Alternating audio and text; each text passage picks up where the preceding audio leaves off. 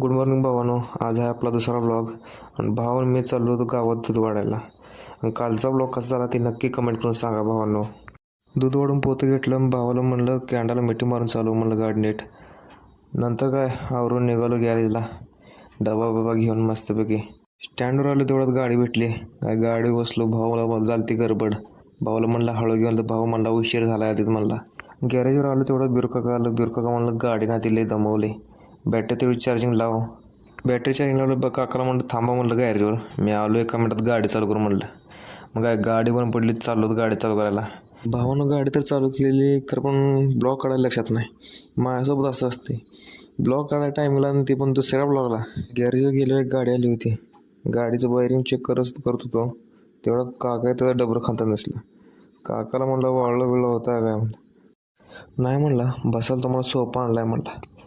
सोफ्यावर बसा म्हटलं.